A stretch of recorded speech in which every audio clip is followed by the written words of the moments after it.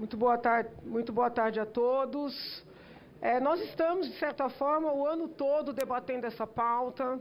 Muitas foram as audiências públicas realizadas. Eu tive a oportunidade de me manifestar em algumas delas. E eu sempre levantei, uma certa hipocrisia diante da preocupação com a vida do passageiro, do motociclista, do mototaxista, do moto-app, como queiram chamar, e não com a vida do próprio motociclista. E disse isso e repito por quê.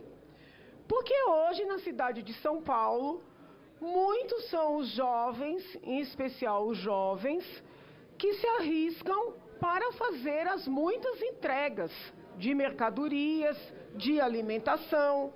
Eu lembro de uma participação em que eu levantei o papel desses profissionais durante a pandemia, graças a eles a cidade não parou. Então, assim, eu sempre procurei pensar esse assunto em conexão, em consonância com a situação dos motociclistas que já fazem entregas por aplicativos. E eu trago essa pauta novamente aqui para reflexão dos colegas. Por quê? Porque houve uma determinação da Justiça para que a Prefeitura regulamentasse a atividade. Existe um prazo e nós estamos aqui, de certa forma, procurando colaborar, mas correndo para poder cumprir esse prazo. E já fica aqui uma ponderação. Será que é adequado, aprovar um texto às pressas apenas para observar esse prazo? Explico. Na semana passada foi votada a primeira versão do projeto apresentado pela comissão temática aqui da casa. Hoje, numa reunião de líderes que aconteceu há cerca de 1 hora, nem isso, foi apresentada a segunda versão, seria um substitutivo àquela primeira versão aprovada. Eu fiz uma leitura rápida, pedi para a assessoria comparar para tentar destacar os detalhes da modificação, porém, eu particularmente entendo que esta segunda versão está pior do que a primeira que foi aprovada.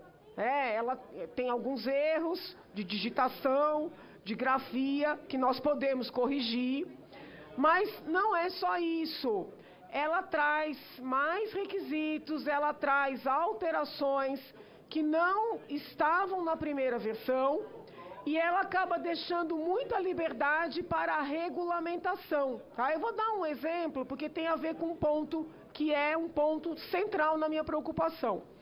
Nós apresentamos uma emenda, a primeira versão aprovada, estávamos, inclusive, passando nos gabinetes, pedindo apoio a essa emenda, que consistia em retirar do texto inicial a exigência do motociclista, do mototaxista, do moto-app, se vincular a uma empresa, Porque a primeira versão apresentada e aprovada aqui em plenário exigia que o profissional, para prestar o seu serviço, de condutor de um passageiro, estivesse conectado, vinculado a uma empresa, uma pessoa jurídica, que no texto recebe o nome de empresa exploradora. Eu até questionei essa designação na reunião que aconteceu agora há pouco, e os colegas disseram que não é exploradora de seres humanos, mas exploradora do viário, da via, que gasta o asfalto. Então, o texto aprovado na semana passada exigia que o motociclista estivesse vinculado a uma empresa. A meu sentir, muito embora os aplicativos estejam pela casa criticando, era um texto que beneficiava os aplicativos, porque condicionava a prestação de serviço a uma vinculação. Eu apresentei uma emenda para retirar essa condição, de forma que o profissional pudesse e possa prestar o seu serviço autonomamente. Por que eu defendo isso? Porque eu sei que já em muitos terminais de ônibus, de trem, de metrô, existem profissionais que conhecem as mulheres que residem naqueles bairros e eles prestam esse serviço de conduzir essas mulheres para suas casas.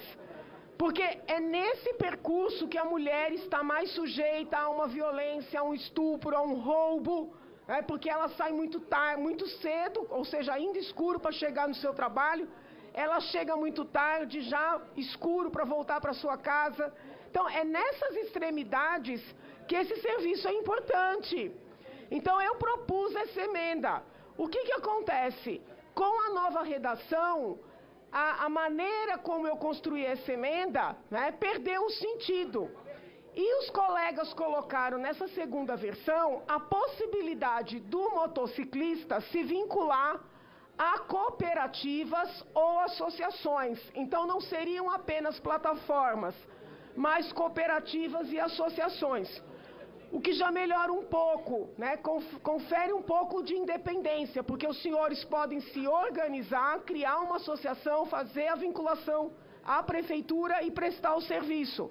Porém, o texto que vai ser votado nesta casa hoje não traz clareza sobre as condições impostas à cooperativa e à associação. Fala de uma regulamentação posterior. Então, existe o temor, pelo menos da minha parte, de aprovar um texto que amanhã vai retirar completamente a liberdade desses profissionais. Que esses profissionais fiquem ainda mais submissos às plataformas. Tem um outro ponto que me preocupa. O projeto aqui, até falei que a gente tem que melhorar a redação, está obrigando as empresas a fazerem seguro para o motorista, para o conduzido, inclusive seguro funerário, porque infelizmente os índices de morte são elevados. Mas assim, será que não seria o caso desta casa aproveitar esse momento para exigir que esse seguro fosse feito também para os entregadores? Eu volto aqui e pergunto, que eu já fiz durante as audiências públicas, será que a vida do condutor vale tão menos assim do que a vida do passageiro? Se nós estamos instituindo o seguro no caso do transporte de seres humanos, por que é que o transporte de mercadoria, de alimentação, não implica essa mesma obrigatoriedade? Tá? Então eu peço aqui aos meus colegas, sobretudo os líderes, que reflitam sobre essa possibilidade. Tá? Eu entendo que existe um prazo, eu entendo que tem uma decisão judicial. No entanto, talvez fosse o caso de nós pedirmos um prazo extra, como casa legislativa, peticionarmos em apoio a esse prazo extra. Nada é impossível, tem uma ordem judicial, mas não é impossível a Procuradoria da Casa peticionar como poder legislativo nesses autos, pedindo um prazo extra, para que nós estudemos um texto com mais vagar, um texto mais protetivo dos profissionais, sejam eles autônomos, sejam eles vinculados a plataformas, a associações ou a cooperativas. O que não me parece justo é fazer essa separação. Algumas vidas importam e outras não. Isso não me parece ético, isso não me parece adequado e não é conforme com a tradição e com a história dessa casa. Muito obrigada, presidente. Obrigado, doutora. Próximo orador, vereador Carlos Bezerra.